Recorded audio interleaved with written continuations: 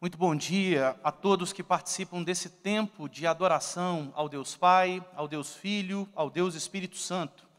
Nós estamos nos habituando um pouco com uma realidade agora sedimentada, não é verdade? Nós temos presença física, então para você que está aqui participando presencialmente, fisicamente conosco, é uma alegria nós estarmos juntos em torno do nome de Jesus, por causa da obra realizada por Jesus, para adorá-lo na história e projetar essa adoração para a eternidade. Mas nós temos muitas pessoas que participam conosco agora, através da internet, tem presença no ambiente virtual.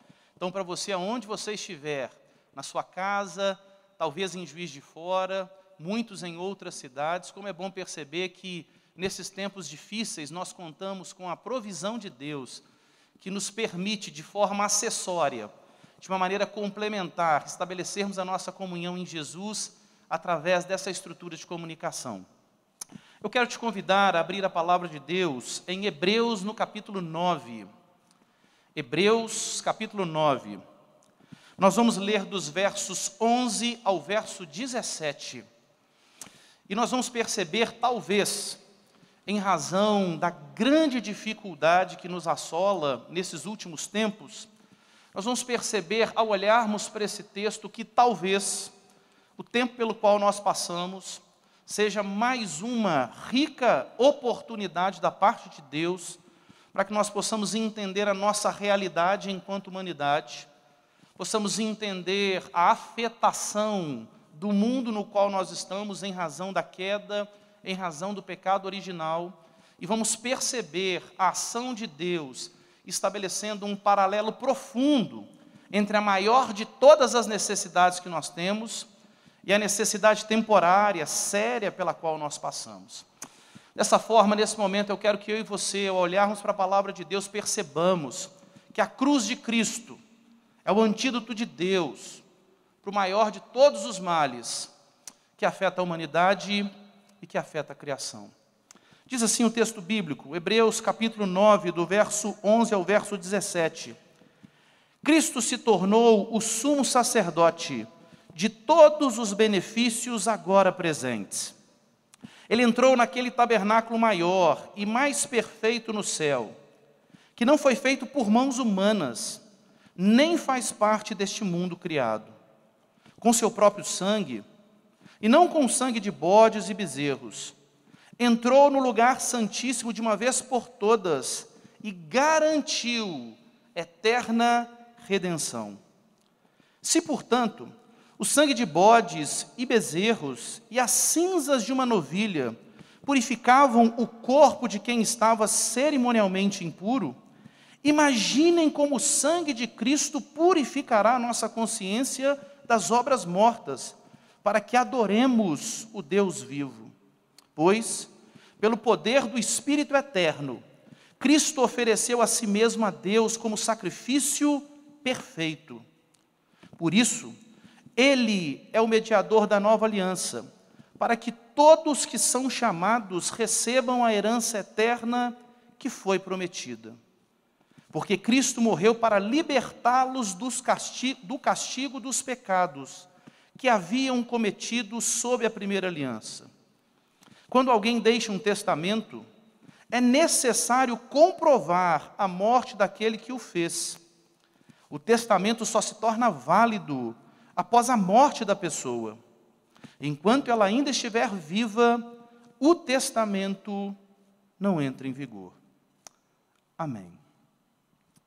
Bom, ao olharmos para a história, nós vamos perceber que a ação de Deus, a cada geração ao longo da história, evidencia tanto a sua perfeita justiça, que nos responsabiliza quando essa é quebrada, e ao mesmo tempo, ou seja, concomitantemente, nós percebemos a ação da maravilhosa graça de Deus, que soluciona o problema da humanidade, que traz solução para o problema do mundo, quando a lei perfeita de Deus, ela é desrespeitada. Assim, quando nós olhamos para o agir de Deus na história, nós vamos perceber que Deus sempre combina sua perfeita justiça e sua maravilhosa graça para cumprir os seus propósitos ao longo da história. Isso é tão importante, porque nós vamos perceber que não existe nada, absolutamente nada, que aconteça ao longo da história, que não seja do conhecimento, ou seja, Deus tem ciência de todas as coisas, que não seja debaixo do querer de Deus, ou seja, Ele exerce autoridade sobre tudo e sobre todos, que não aconteça através da permissão e do agir de Deus, Ele tem poder sobre todas as coisas, que não cumpra os propósitos de Deus, ou seja, a razão de tudo na existência aponta para Ele, e que no fim evidencia a glória de Deus, ou seja, tudo, absolutamente tudo que existe, sob a terra, na terra e nos mais altos céus, todas as coisas que existem na região física, natural, no tempo presente, ou na eternidade, são do Senhor, acontecem para cumprir o propósito de Deus, e redundam na exaltação do Deus Pai, do Deus Filho e do Deus Espírito Santo.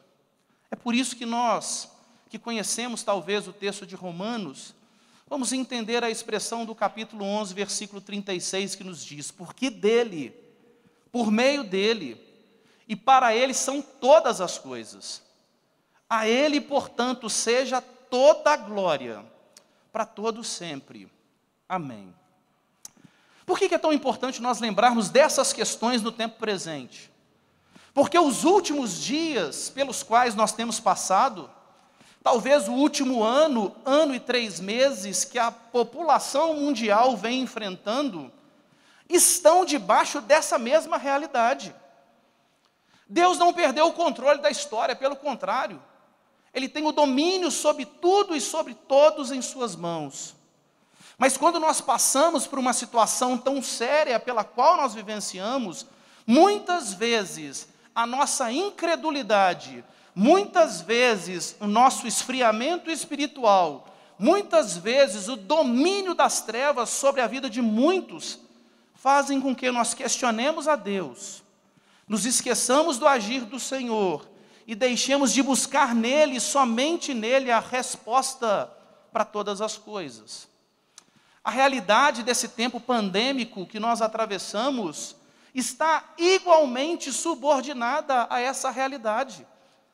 Mas a grande questão é que muitas vezes, em razão da dor tão aguda que esse momento representa, em razão das dificuldades extremas que a sociedade passa, em razão do sofrimento tão profundo, em razão de tanto luto, é impossível ser insensível. Uma pessoa que minimamente tenha o temor a Deus em seu coração, não pode observar a realidade que acontece no nosso país e no mundo e ficar insensível. Perceber a desordem social como consequência da pandemia e muitos que sofrem não fisicamente, mas socialmente, financeiramente, em outras esferas, mas principalmente quando nós percebemos a realidade da morte. Quando nós percebemos na última semana que a média móvel de casos no nosso país e de mortes ultrapassa 3.000 pessoas. Quando nós percebemos mais de 300.000 pessoas que faleceram em decorrência da influência dessa doença. É mais do que a metade da população de Juiz de Fora, não dá para ficar insensível. Só que ao mesmo tempo, por mais que pareça difícil de ouvir, junto com a justiça de Deus, que esse sinal escatológico representa, e nós precisamos reafirmar isso, a partir da vinda de Jesus ao mundo, a partir da encarnação do Deus Filho na história, os últimos dias começaram, e cada vez mais se aproxima a volta do Rei Jesus, que vai estabelecer para sempre toda a realidade do seu reino perfeito e sem fim, que Ele veio inaugurar na sua primeira vinda. Enquanto nós vivemos nesse intervalo, nós precisamos entender que Deus deixa marcas, Deus deixa pistas na história para dizer: a história é minha, eu estou no controle, eu com a minha justiça vou responsabilizar a quebra dos meus perfeitos mandamentos, e ao mesmo tempo, com a minha graça, eu vou solucionar o problema que afetou a humanidade, o problema que afetou a criação, que se chama pecado, rebelião, autonomia em relação a Deus. Diante disso, a justiça de Deus que atua quando uma marca, quando uma pista, quando um sinal escatológico na história acontece, mexe com a igreja e chama a igreja a repensar a sua posição, e chama a igreja a repensar que tipo de adoração tem oferecido ao seu Deus, se ela é verdadeira ou não, se ela é consistente ou não, se ela é totalmente subordinada à prescrição da adoração que está na palavra ou é segundo o coração humano. Mas ao mesmo tempo, chama a igreja e responsabiliza a igreja acerca da missão. Porque a única razão de ser, de estarmos vivendo no tempo presente, é levarmos o evangelho de Jesus, a pessoa de Jesus, a obra de Jesus, a mensagem de Jesus às pessoas. Portanto, o tempo que nós passamos está mexendo, e usando a expressão de um querido irmão em Cristo, um grande servo de Deus, Mike Gorin, a pandemia está chacoalhando tanto a igreja para purificá-la, a igreja para que ela volte a ter quebrantamento e vida verdadeira diante do seu Senhor, para que deixe de brincar com as coisas da fé, para que deixe de ser consumista apenas das bênçãos de Deus e se coloque a serviço de Deus na adoração e na missão no mundo. Mas a pandemia também está chacoalhando a sociedade. Lembrando a célebre frase de C.S. Lewis, quando ele disse que a dor é um megafone de Deus, chamando a atenção de um mundo que se encontra surdo para a realidade do amor de Deus e a realidade do seu pecado.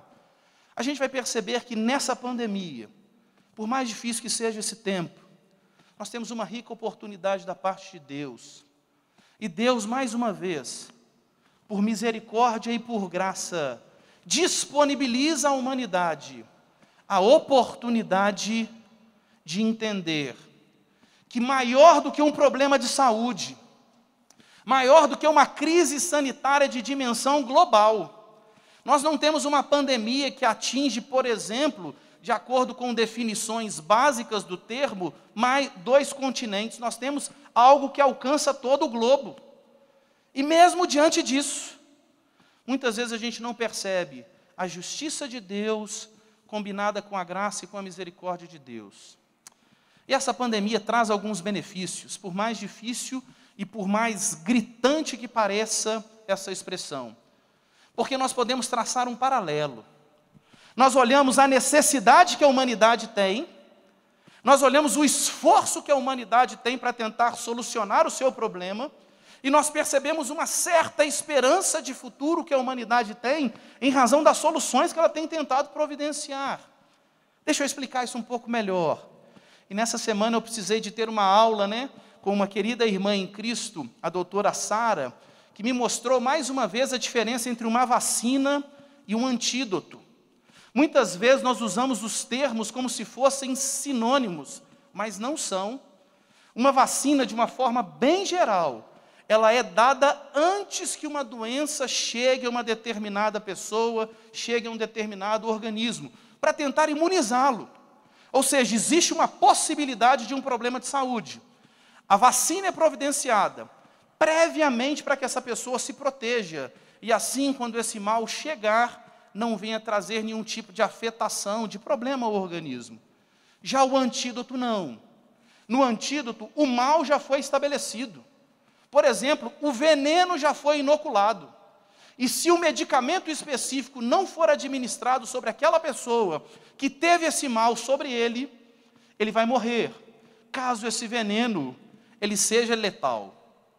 E assim, quando nós olhamos para a realidade dos nossos dias, é claro, o antídoto tem sido pesquisado no mundo inteiro para o problema do coronavírus. Mas enquanto ele não é disponibilizado, nós percebemos que toda a pesquisa, toda a testagem, toda a distribuição, toda a verificação no fornecimento das vacinas trouxe um paralelo muito interessante para nós. Quando nós olhamos, por exemplo, a necessidade de insumos que sejam eficazes para combater uma determinada enfermidade, para a preservação da vida e da vida em sociedade. Nós percebemos a necessidade do insumo correto para que a vacina fosse disponibilizada e a população mundial pudesse ser assim protegida. É necessário um insumo específico. E nós percebemos a escassez desse insumo e o problema de distribuição mundial que isso vem representando. Mas não apenas isso. Nós percebemos na vacina para o coronavírus, talvez a maior força de dimensão mundial de pesquisa, de parcerias para que fosse produzida. Ou seja, o esforço de muito labor e de altíssimos investimentos para a sua produção. E a gente percebe, temos visto isso no nosso país recentemente.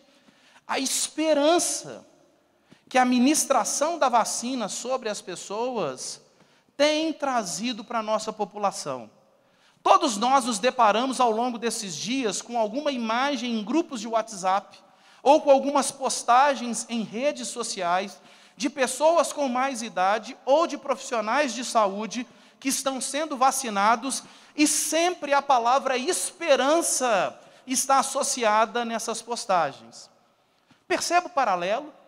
Uma vacina que evidencia a necessidade que nós temos de um determinado insumo diante de um mal que afeta a sociedade, um esforço enorme, um preço altíssimo que está sendo pago para que esse insumo seja disponibilizado, um esforço gigante, e ao mesmo tempo, quando a vacina chega às pessoas, a ideia da esperança brota em seus corações. Necessidade. O que realmente precisamos de forma vital nesse momento. Esforço. Qual é o trabalho? Qual é o preço a ser pago para que essa necessidade vital seja suprida? E esperança. A disposição da alma de que o terrível problema que nós enfrentamos será solucionado. Essas três realidades associadas à vacina servem como um tremendo paralelo da graça de Deus agindo na história, para mostrar que eu e você, para mostrar que toda a humanidade tem uma necessidade vital. Essa necessidade, para ser solucionada, custou o maior de todos os esforços. Mas quando o antídoto para o mal que afeta a humanidade foi providenciado, ele não traz apenas uma singela esperança, mas ele traz uma eficaz esperança. É isso que o texto de Hebreus, por exemplo, que nós acabamos de ler, informam para nós. Porque nós vamos perceber em Hebreus algo muito interessante. Se nós olharmos a Epístola aos Hebreus, essa carta, de uma maneira tão interessante, ela vai falar rapidamente sobre um dos três ofícios que Jesus realizou. E quando nós falamos de ofícios, nós estamos falando dos principais serviços que eram realizados na antiga aliança, antes da vinda de Jesus, para que as necessidades físicas, mas também para que as necessidades, e acima de tudo, para que as necessidades espirituais fossem providenciadas da parte de Deus para as pessoas que viviam naquele tempo. E quando nós olhamos, por exemplo, para a carta, para a Epístola aos Hebreus, é tão interessante que no capítulo 5, no capítulo 6 e no capítulo 7, o escritor aos Hebreus vai falar um pouco, mas de forma muito rápida, do ofício real. Quando associa a obra de Jesus à obra de Melquisedeque, que além de ser sacerdote, ele é rei de Salém, aquele povoado que vai dar origem a Jerusalém, a cidade da paz, que projeta não para uma cidade física e temporária, mas para uma cidade eterna e para uma cidade que não vai ter fim de dias, que o Senhor Jesus estabelece para a eternidade. Então nós temos ali o aspecto do rei, aquele que protege, aquele que direciona, aquele que cuida do seu povo, talvez apontado através do papel de Melquisedeque. Mas quando a gente olha para o segundo ofício, que é o ofício profético, que é de trazer a mensagem de Deus para o povo, para que o povo tivesse a correta instrução para se posicionar diante da maior necessidade de sua vida, o enfrentamento do pecado, é muito interessante que Moisés é considerado na antiga aliança como o maior dos profetas. Mas o próprio Moisés, em Deuteronômio 18, dos versos 15 a 19, ele disse que, olha, depois de mim, vai vir um profeta, muito maior do que eu. A ele vocês ouvirão, e dele vocês serão instruídos na perfeita justiça. É interessante que Hebreus 3:3 vai nos dizer que Jesus é absolutamente superior ao ministério profético tão fantástico exercido por Moisés. Mas, se a gente observar a carta como um todo, dos 3 ofícios, aquela que ela mais destaca é o ofício do sacerdote. Ou seja, o sacerdote era aquela pessoa que fazia a mediação, a ponte entre Deus e o seu povo. O sacerdote era responsável por receber as necessidades da pessoa e apresentá-las diante de Deus, mas para que isso acontecesse, um determinado cerimonial, estruturas específicas cerimoniais precisavam ser obedecidas. E nessa ritualística, nesses ritos que aconteciam, o sacrifício de animais fazia parte de todo esse processo. E nós observamos em Hebreus que dos 3 ofícios, aquele que mais se destaca, mostrando quem é o grande e superior sumo sacerdote, mostrando para quem e o que é de fato o verdadeiro templo, e mostrando todo o processo minucioso das cerimônias da antiga aliança, se cumprindo, sendo plena, satisfatória, eternamente realizadas em Jesus. Dessa forma, assim como na carta aos Hebreus e em toda a Escritura, nós vamos perceber que existe um rei, que tem o domínio sobre todas as coisas, que protege o seu povo e que está conduzindo o seu povo para o seu propósito. Nós vamos perceber que existe um profeta, que não traz apenas uma pequena instrução, mas o ápice da mensagem. É tão interessante no início de Hebreus, o escritor diz, tendo Deus outrora falado de muitas vezes e de muitas maneiras aos pais pelos profetas, nestes últimos dias nos falou através do seu Filho, a quem constituiu como a coroa, como o ápice de toda a criação. Nós vamos perceber, Deus conduz o seu povo com palavra perfeita e definitiva. Não é à toa que Jesus é o verbo, a palavra encarnada de Deus. Mas nós vamos perceber que Deus conduz a história também através de um sacerdote. E da mesma forma que o povo não se achegava diante de Deus para receber o antídoto para o seu pecado, se não fosse através da mediação de um sacerdote, nós vamos observar que em Jesus, e mais especificamente na cruz de Cristo, que nós não celebramos apenas nesse dia, mas que nesse dia nós celebramos com ênfase muito maior, com destaque muito maior. Nós vamos perceber que a cruz de Cristo é o antídoto de Deus para todos os males que assolam a humanidade ao longo da sua história, mas para o maior de todos os males, aquele que ninguém, que nenhuma pesquisa científica, que nenhum recurso financeiro, que nenhuma obra espetacular realizada por qualquer pessoa, que nenhuma alteração de circunstâncias adversas pode solucionar. O problema da queda, o problema do pecado original, o problema da rebelião da humanidade em relação a Deus. Para isso, quando nós olhamos para os versículos 11 e 12, nós vamos perceber que Deus estabelece, evidencia para a humanidade qual é a maior das suas necessidades. E Ele realiza justamente o que é necessário para que essa necessidade seja suprida. Nós vamos ver nos versículos 11 e 12 que a produção do antídoto para o pior de todos os males é providenciado por Jesus. Olha o que o texto nos diz, no versículo 11. Cristo se tornou o sumo sacerdote de todos os benefícios agora presentes. Ele entrou naquele tabernáculo maior e mais perfeito no céu, que não foi feito por mãos humanas, nem faz parte deste mundo criado. O texto nos mostra quem é o sumo sacerdote, aonde ele realiza o seu sacerdócio e qual é a oferta que ele oferece para que esse sacrifício, para que esse rito sacerdotal fosse perfeito e suficiente diante de Deus.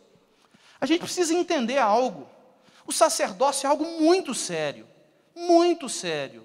porque sem o exercício do sacerdócio, sem a oferta realizada, oferecida em favor do pecado, sem o reconhecimento do ofertante em razão da sua necessidade, sem o lugar específico aonde esse sacrifício vai ser realizado, e sem o sumo sacerdote se preparando corretamente para realizar o sacrifício, a humanidade não tem acesso a Deus.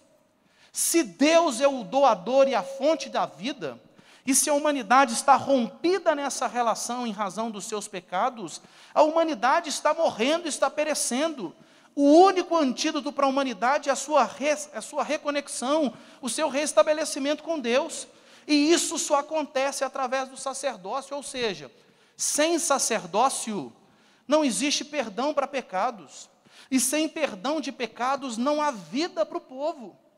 Da mesma forma que a vacina talvez pareça o suprimento emergencial dessa necessidade que a humanidade tem, a realidade do sacerdócio realizado por Jesus evidencia essa necessidade gritante que a humanidade, que o mundo tem, e que Ele graciosa, amorosamente realiza.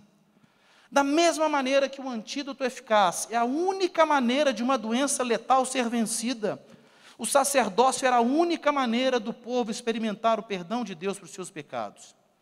Da mesma maneira que um doente, se ele é afetado por uma enfermidade terrível, se não lhe for administrada a medicação devida, ele vai perder a vida. Da mesma forma, o povo precisa que o sacerdócio de Jesus aconteça. Por quê? Porque em Romanos 3:23, o texto diz que todos pecaram, e eles têm uma necessidade. Todos pecaram e carecem da glória de Deus. E a glória de Deus é uma pessoa.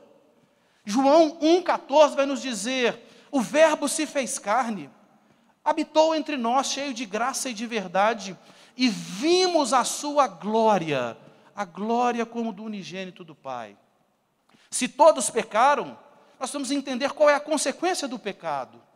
Nós sabemos muito bem, uma pessoa que é contaminada pelo coronavírus, ele pode ter consequências leves, um mal-estar no seu organismo durante alguns dias, ou ele pode ter uma consequência letal. Ele pode falecer em razão dessa doença. E, infelizmente, é o que nós temos testificado na humanidade nesse último ano e meio.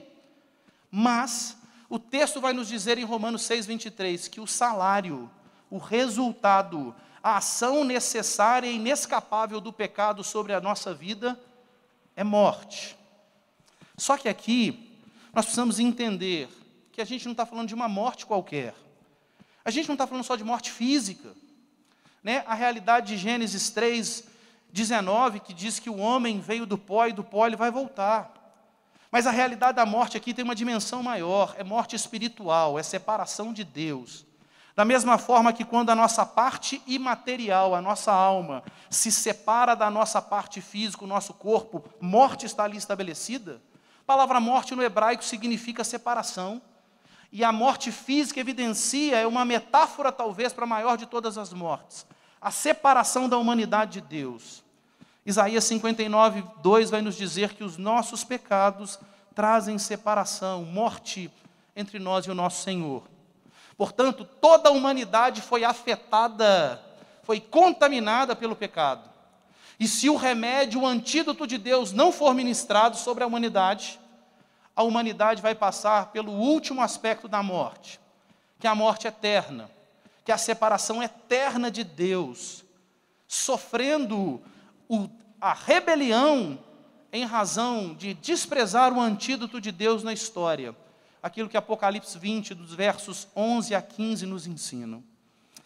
Quando o texto fala que Cristo é o sumo sacerdote, Cristo é um ungido, ou seja, aquele para quem o sistema sacerdotal apontava, aquele para quem o sistema sacerdotal aguardava a sua chegada. A humanidade, a partir do sacerdócio do ungido diante do Pai, não mais necessitariam de sacerdotes para mediarem a sua relação com Deus.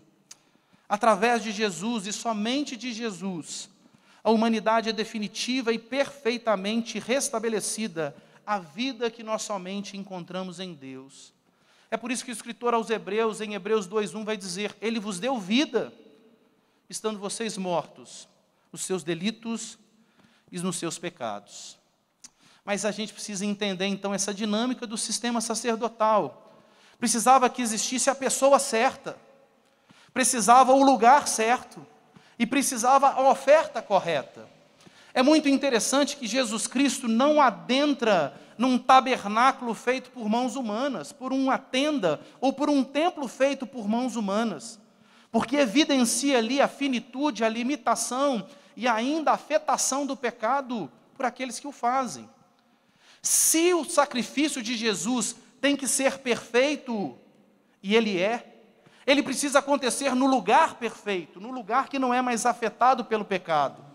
E o sacrifício de Jesus acontece aonde? Não na história simplesmente, mas se projeta para a eternidade.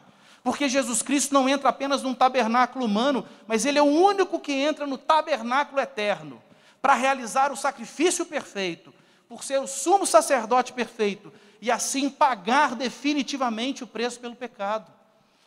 Isso é fantástico, porque Jesus observa todas as necessidades específicas do sacerdócio para realizá-lo de forma plena e para cumprir esse papel na história. Mas, quando nós olhamos para o texto, nós vamos perceber que Jesus, Ele é o sumo sacerdote perfeito. Jesus entra no tabernáculo eterno para realizar o seu sacrifício. Mas Jesus, Ele oferece a oferta perfeita pelo pecado. Olha o que o texto nos diz no versículo 12. Com o seu próprio sangue.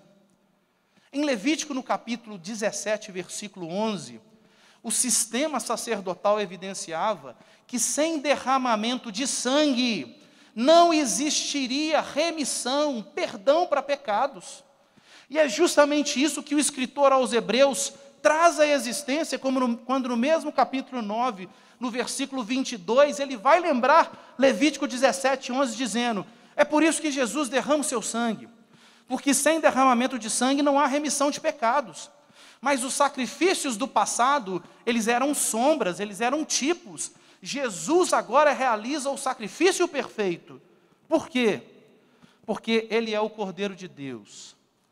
Ele é aquele que tira o pecado do mundo. Ou seja, se para que a morte fosse vencida, era necessário o derramamento de sangue, é tão interessante que quando nós vemos em Gênesis, no capítulo 3, quando o pecado adentra na história, é tão interessante que Adão e Eva, através de sua vergonha, eles tentam cobrir a sua vergonha, cobrir a sua nudez, evidenciando essa vergonha que o pecado traz, com folhas. Mas Deus mostra a maneira correta do pecado ser coberto. Deus mostra a única maneira através do qual o pecado é satisfeito. E Deus providencia roupa de peles de animais, evidenciando ali, provavelmente, o derramamento de sangue de determinado animal, para que o pecado viesse e pudesse cobrir a vergonha decorrente dele sobre a vida daqueles que o praticaram. Nós vamos perceber a oferta que o sumo sacerdote traz. Nós percebemos nos nossos dias os insumos para a produção da vacina, o questionamento que ainda há se tem 100% de eficácia ou não. Imagine se a minha fé e se a sua fé estivessem depositadas num sacrifício que não tem plenitude de eficácia, que a gente não sabe se podemos confiar 100% nele ou não. Mas é interessante que o texto nos diz que é o Senhor Jesus, não só o perfeito sumo sacerdote, Ele adentra no tabernáculo eterno para oferecer esse sacrifício. Ele traz a oferta providenciada por Deus. Quando em João 1,29, João Batista diz: eis o Cordeiro de Deus, aquele que tira o pecado do mundo, é tão interessante a gente perceber que ali está o Cordeiro perfeito. Só que para que isso acontecesse, Isaías 53, versículo 5, vai nos dizer que Ele foi moído pelas nossas transgressões. Pelas pisaduras dele, nós fomos sarados. É tão interessante que a uva, para produzir o seu sumo, ela tem que ser moída, ela tem que ser pisada, ela vai ser estraçalhada, por assim dizer, mas ela produz um sumo que vai produzir um vinho nobre, que é o cálice da salvação. Perceba, em Jesus, no amor de Jesus, a oferta perfeita, o sumo sacerdote perfeito e o lugar correto onde ele deveria acontecer, são plenamente realizados. Para quê? Para nos garantir eterna redenção. A palavra redenção tem a ver com resgate. Ou seja, na cruz, Jesus paga o preço para que eu e você fôssemos libertos da escravidão e da morte que o pecado traz às nossas vidas. Ou seja, na cruz de Jesus, e somente na cruz, nós temos o único antídoto, o antídoto eficaz para fazer com que a nossa vida não seja aparentemente livre, como as pessoas que rejeitam Jesus acham que têm liberdade, é uma aparência de liberdade, mas ainda são dominados. Mas aqueles que estão em Jesus obtiveram a eterna redenção. Não por eles, é pelo mérito de Jesus. Eles absolutamente não merecem a graça de Deus, mas eles experimentam liberdade, não apenas para essa vida, mas que se projeta para a eternidade. Um segundo aspecto que o texto nos mostra é a ideia do esforço, ou seja, a eficácia do antídoto para o pior de todos os males. E quando nós olhamos para os versos 13 a 15, nós vamos perceber que antes de Jesus, o que nós tínhamos na relação com Deus era apenas um paliativo. Ou seja, os sacrifícios realizados no passado, eles eram sombras, eles eram tipos que apontavam para o objeto perfeito, que apontavam para o arquétipo, que apontavam para quem Jesus, para Jesus e o que ele realizaria. Ou seja, nós podemos dizer que foram remédios paliativos, que surtiram um efeito temporário, enquanto o verdadeiro antídoto prometido por Deus não se manifestou. Assim, continuarmos presos às realidades cerimoniais do passado, a ritos específicos, achando que realizar um determinado rito produz perdão de pecados, se agarrar a determinados elementos na devoção a Deus, é não entender o que significa o sacrifício de Jesus como antídoto perfeito e continuar alimentando a sua vida com paliativos. O texto diz: se portanto o sangue de bodes e bezerros e as cinzas de uma novilha purificavam o corpo de quem estava cerimonialmente impuro, imaginem o sangue de Cristo.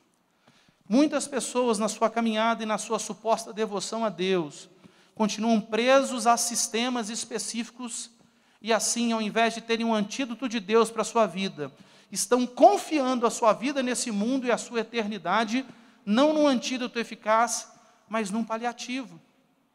Mas vem o versículo 14 e nos mostra que a partir de Jesus, o antídoto que nós tanto precisamos, o antídoto perfeito e absolutamente eficaz, suficiente, chega às nossas vidas. O texto diz: imaginem o sangue de Cristo, como o sangue de Cristo purificará nossa consciência das obras mortas, para que adoremos ao Deus vivo.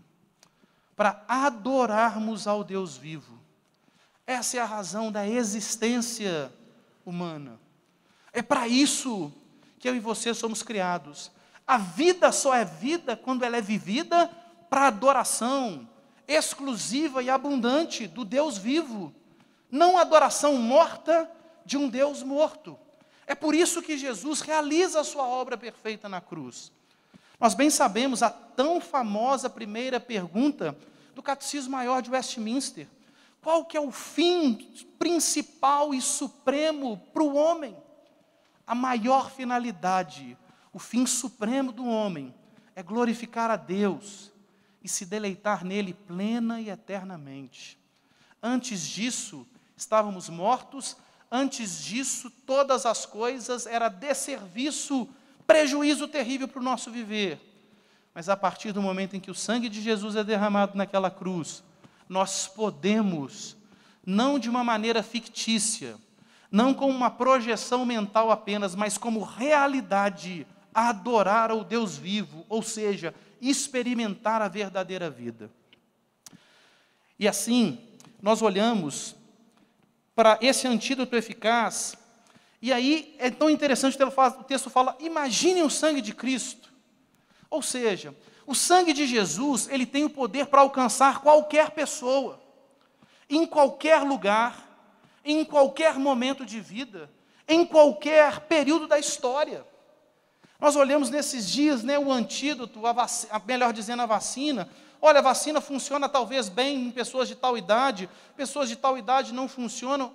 Espera aí, olha diante do antídoto que nós estamos. O sangue de Jesus perdoa os pecados de crianças e de idosos. O sangue de Jesus perdoa o pecado de ricos e de pobres.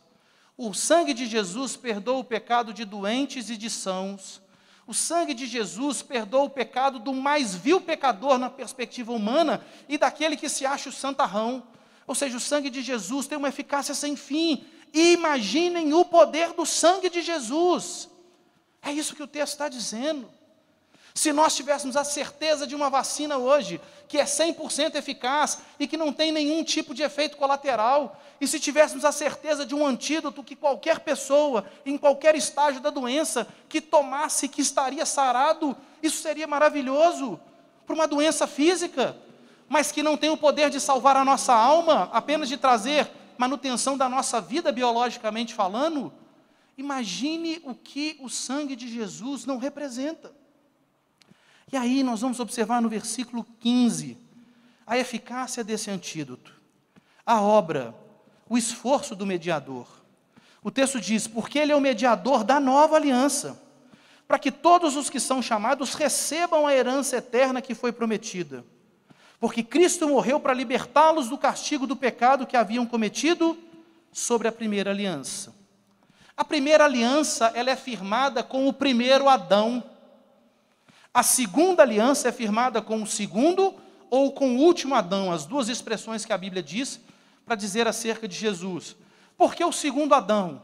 Porque depois do primeiro Adão, o único que veio ao mundo sem pecado, com perfeição de natureza humana, é Jesus. Mas por que o segundo Adão ou o último Adão? Porque depois dele, aleluia, em razão da obra que ele realiza, não precisa vir outro. Ele é suficiente. Ele é eficaz na obra que ele vem realizar. O esforço que ele emprega é suficiente. E o texto diz que ele é um mediador. Essa palavra mediação precisa ser entendida por nós. E às vezes passa despercebida. Ou nós substituímos a verdadeira mediação por falsas mediações ao longo da história, colocando essa possibilidade de mediação em outras pessoas, ou em instituições, ou em estruturas religiosas, ou em sacrifícios realizados pelos homens. Mas o texto diz que ele é quem faz a mediação. Para a mediação acontecer, precisa existir capacidade para mediar. Num conflito, se o mediador não for comum às duas partes, provavelmente aquele conflito não vai ser solucionado. Jesus é 100% homem. E de acordo com Hebreus capítulo 2, dos versos 14 em diante, nós vamos perceber que ele é um mediador que se compadece do seu povo, porque ele sofreu tudo aquilo que o seu povo sofreu, porém sem pecar. E Jesus é 100% Deus, ou seja, ele tem condição de estar diante do Pai, representando a humanidade e mediando esse conflito. Ou seja, a dupla natureza de Jesus. É por isso que 1 Timóteo 2, nos versículos 5 e 6, diz, porque há um só Deus e um só mediador entre Deus e a humanidade, o homem Cristo Jesus. Ele deu a sua vida para comprar a liberdade de todos. Nessa mediação, Jesus entrega a sua vida para trazer paz à guerra que existia entre a humanidade e Deus, por causa da rebelião da humanidade, por causa do pecado original. Além disso, além da capacidade de mediar, nós temos a necessidade da mediação, ou seja, a realidade na qual toda a humanidade se encontra a partir da queda, a partir do pecado original.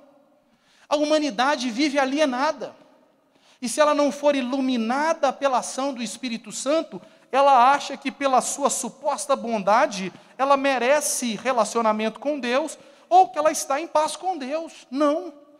Olha que coisa interessante. Colossenses capítulo 1, versículo 21 nos diz isso.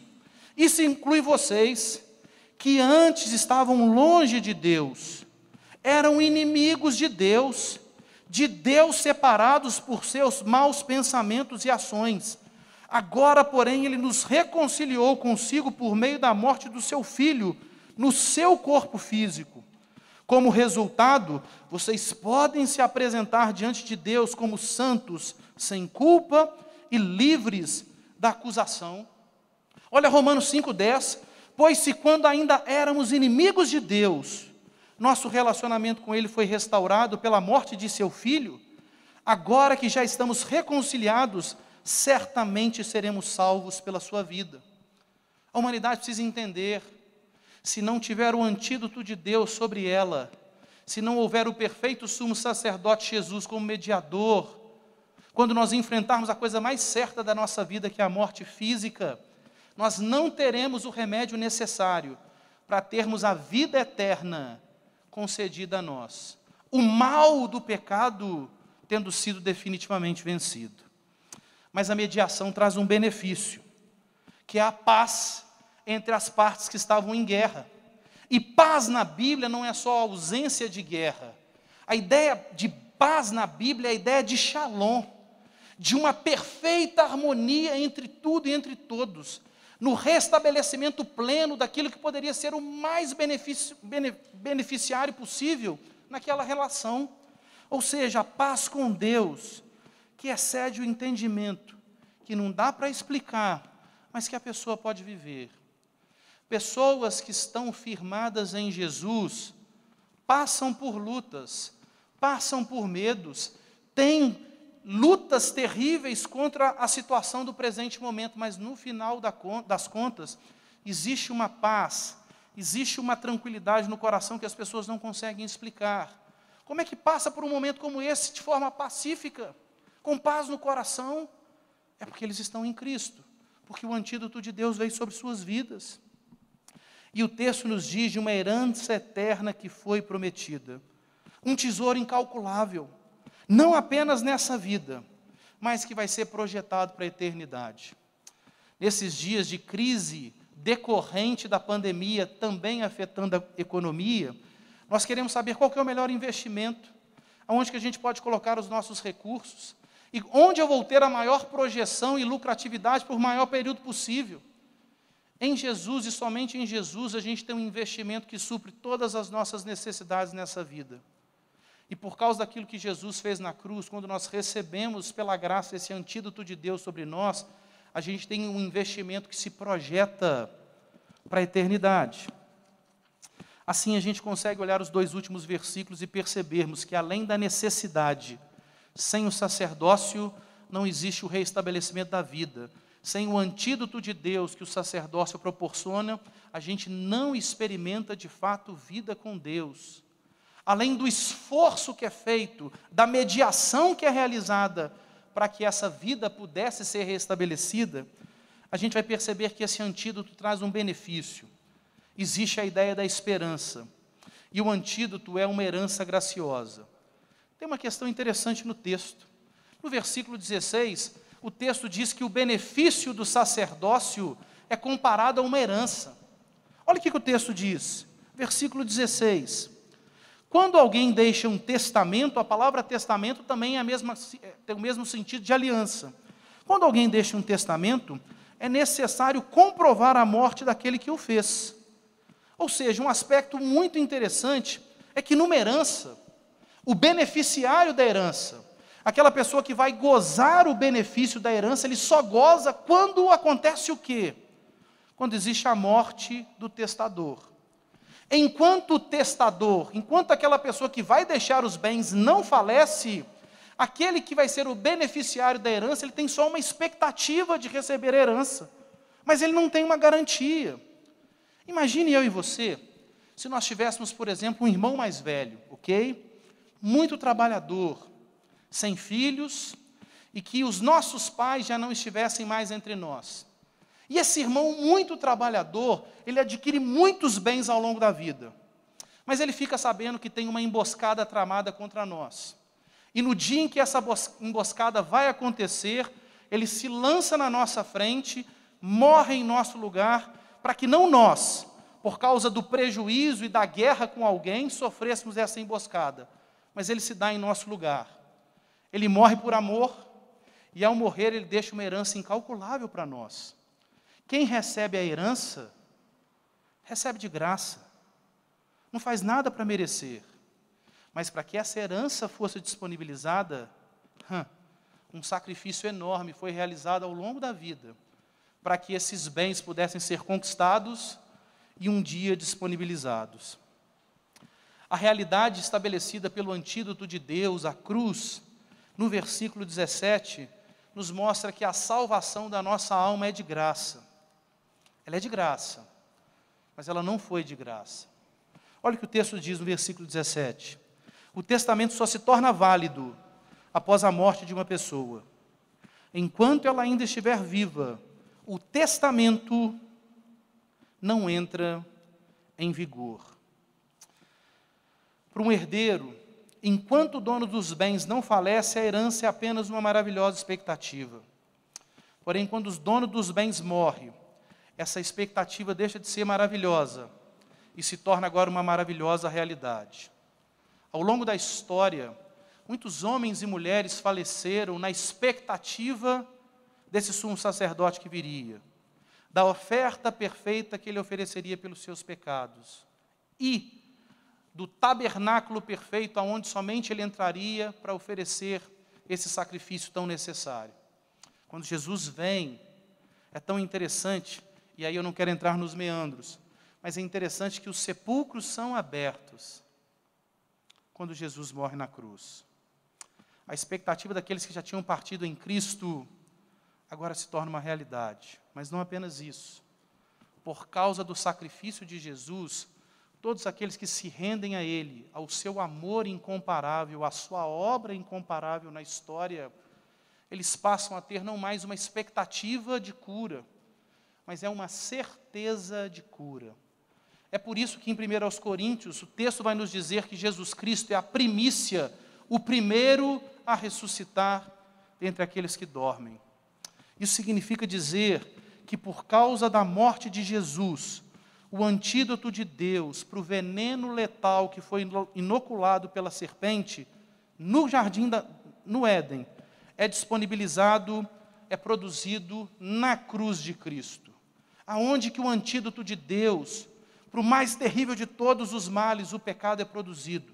Jesus produz esse antídoto na cruz. E é por causa disso que a igreja de Jesus, ao longo da história, pode dizer, conforme Colossenses 2, 13 e 15, vocês estavam mortos por causa dos seus pecados e da incircuncisão de sua natureza humana. Então Deus lhes deu vida com Cristo, pois perdoou todos os nossos pecados. Ele cancelou o registro de acusações contra nós, removendo-o e pregando na cruz. Desse modo, desarmou os governantes e as autoridades espirituais e os envergonhou publicamente ao vencê-los na cruz. É por isso que um dia, eu e você, ao enfrentarmos a morte, vamos dizer as palavras de Paulo, não por nós, mais uma vez, é pelo antídoto gracioso que Deus disponibilizou, pelo preço imensurável, que chega a ser quase que indescritível, que Jesus realizou na cruz. É por isso que nós vamos dizer, ó morte, onde está a tua vitória? Ó morte, aonde está o teu aguilhão? O pecado é o aguilhão da morte, que nos fere, e a lei é o que torna o pecado mais forte.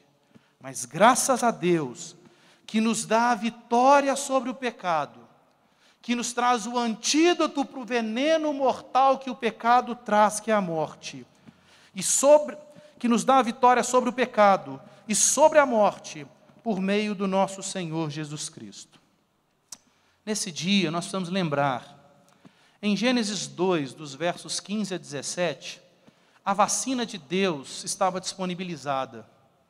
A obediência à lei perfeita, a aliança perfeita que Deus estabeleceu, uma aliança de vida, uma aliança de bênçãos, uma aliança de paz sem fim, uma aliança de amor, foi proposta.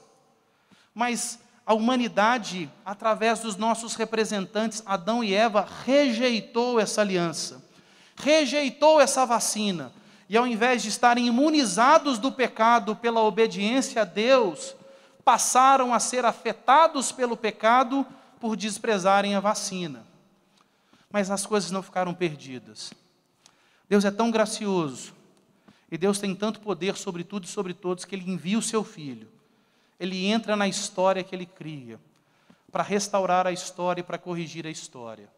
E se hoje nós não temos ainda o antídoto para o coronavírus, outras doenças vão surgir.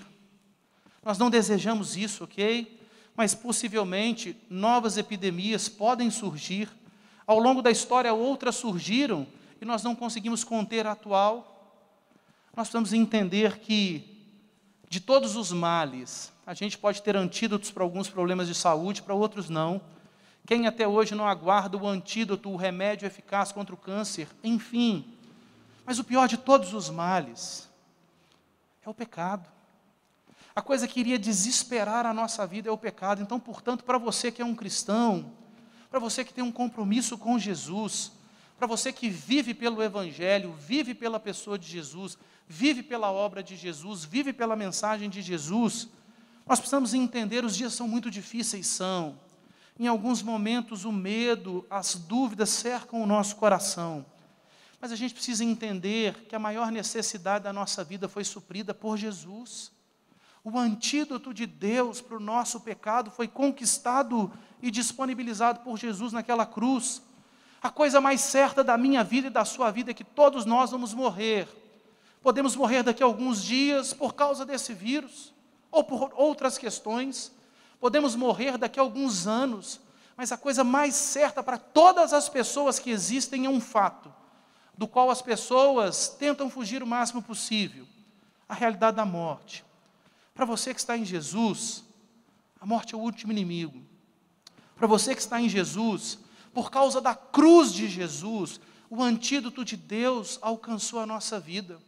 E quando nós enfrentarmos a morte, o que vai acontecer por causa da cruz é que os nossos olhos se fecham para a história e vão se abrir para a eternidade. É por causa do antídoto que Jesus disponibilizou.